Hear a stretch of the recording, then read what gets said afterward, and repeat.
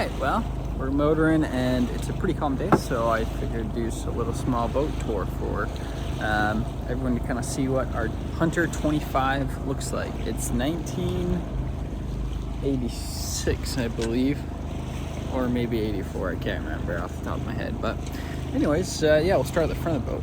Right off the front, we've got our anchor locker where we keep all the anchors, and it drains out the front. Give you a quick little view of that. So there's that, and then so where we keep our anchor and all that jazz. It's super gross because the mooring that we stayed at was filthy. It hadn't been cleaned in a long time, so when we put it on the bow houser, it was really gross.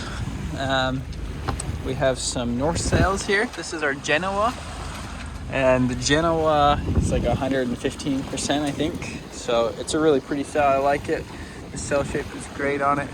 And then we just use these hanks and we hoist it up with the halyard. So this is our 200 watt solar panel right now. We're having problems with the charge controller. It's not taking in the power and charging.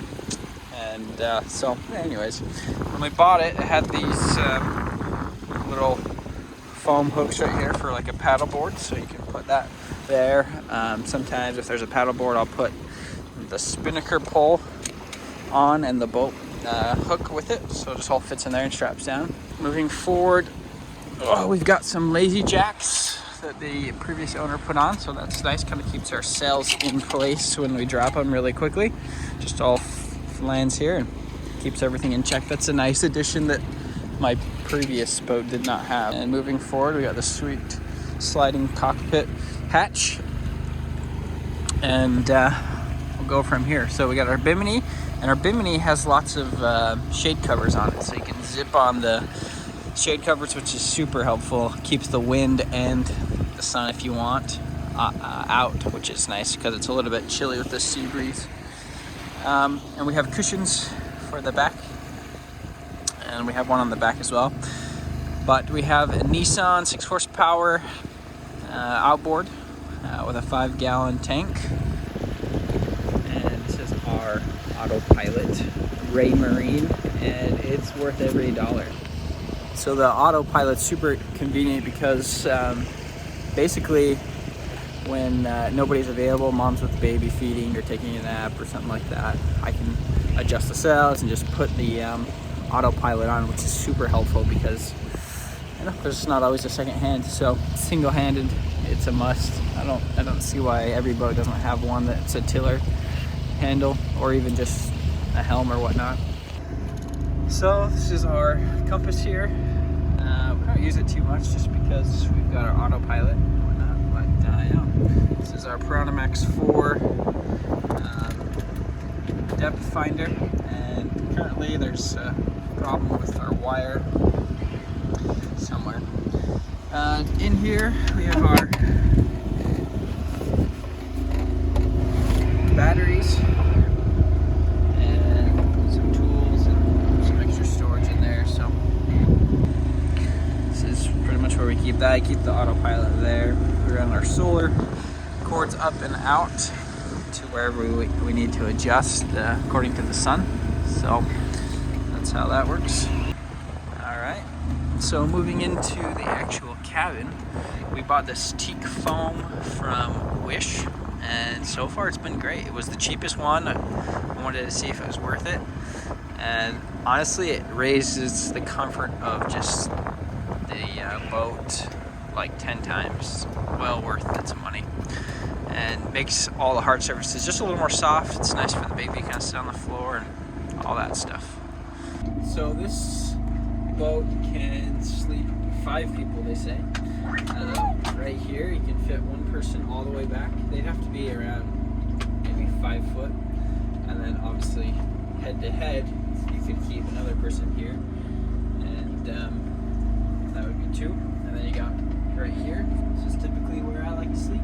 Moving forward, we've got the kind of like a bathroom. It's like a half bath, just maybe 2.5, 3 feet wide. You've got a portable toilet there, and just kind of put like shower stuff and all that and whatnot. V-berth. The V-berth is great. You can sleep 2 people there and the baby. That's kind of what the plan is coming up. So it's pretty big at the top and then narrows down to your feet. If you're about 6 foot, you can sleep there. And yeah, it's pretty good. So here we've got our trash can. It's just it comes apart, collapsible down to something smaller if you need. And we have our Appy Cool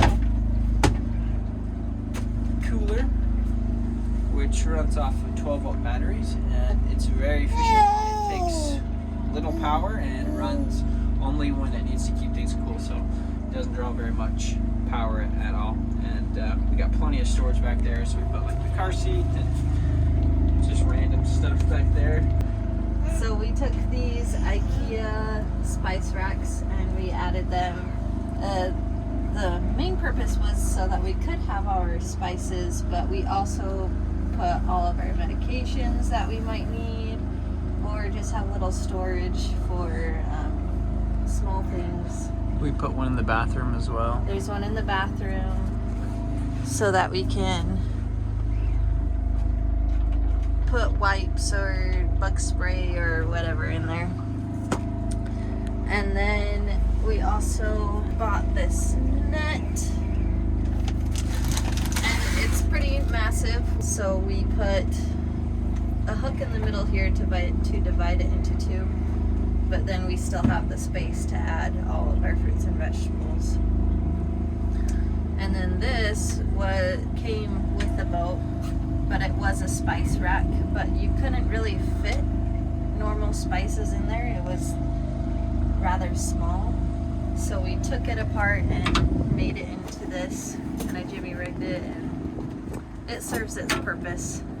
And then they have these 2 baskets that are underneath with these hooks that have the clips so they don't ever fall apart. And we put like our toothbrushes in there, hand sanitizer, and then things for the baby. Coming up to this side, this one was also here, and that's where we got our fan, our VHF radio. This is our solar charge controller that's currently not working.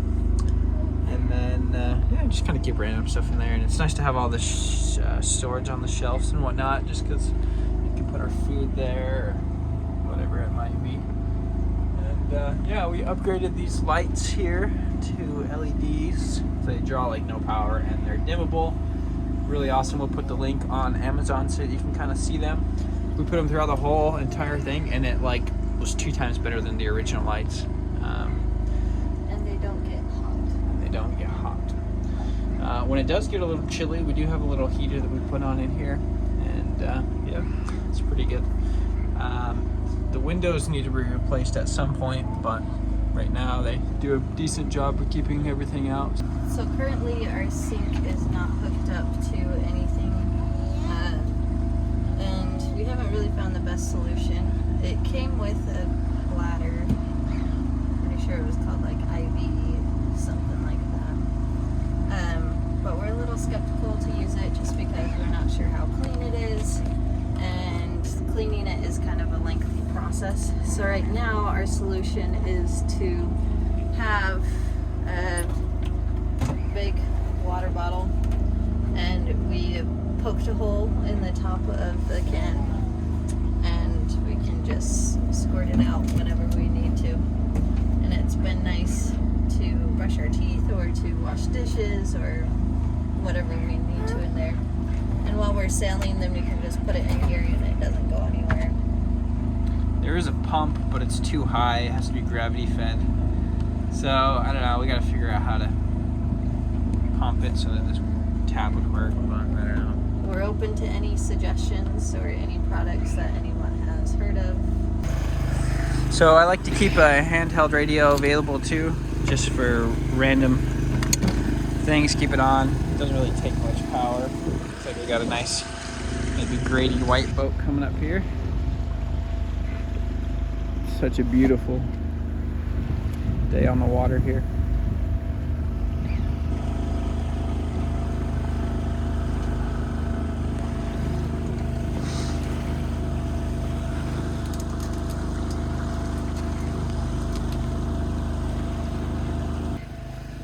So as I kind of mentioned earlier, we've got a Nissan 4-stroke, 6 horsepower, long shaft, so it keeps it pretty low in the water and does a really good job. It's a workhorse. Like, it starts first pull every time, and just really awesome motor.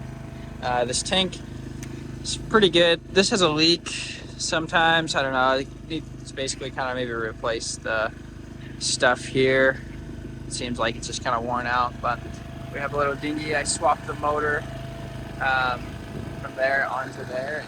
It rips pretty good. 6 horsepower, get us ashore really quickly, or if we want to go diving or whatever, we take that usually. It's great. So, it's a Saturn. Got it for free when I bought my old engine, Honda. I think it was a 5 horsepower, and gave me the dinghy with it, which was awesome. I think I paid like $1,100, or no, maybe $1,300. Pretty cheap. And yeah, just got some waves from the boat.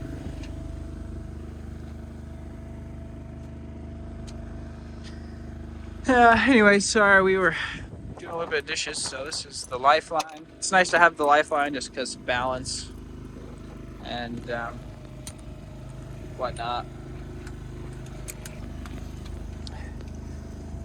This originally was wood, teak wood, and this was teak, and basically the rudder was being held on by a bunch of crumbled wood. I'll post a photo with this as well, but man, it was rough, and it was like so loose. Now this thing is solid, so I just basically had them mill this at a machine shop, and they originally had, like, for example, a bolt here and a bolt here, and that didn't stop it from rocking side to side. It only stopped it from one way, so we drilled these holes so that you could keep constant pressure and keep this tight, and it's nice to have the rudder all tidied up. The handle needs to be kind of refinished, but overall it's super solid. It's not going anywhere. And you know, so our bow lights were broken when we got the boat, and so we bought basically these little guys for the front. They gave us with it these small little flip-on lights, which is really nice at nighttime. And there's areas that you don't want to like run power to, so we got one there, down there, and a few other spots in the boat that is just like super convenient. So recommend those. 10 out of 10. Thanks so much for joining us on this boat tour of our Hunter 25.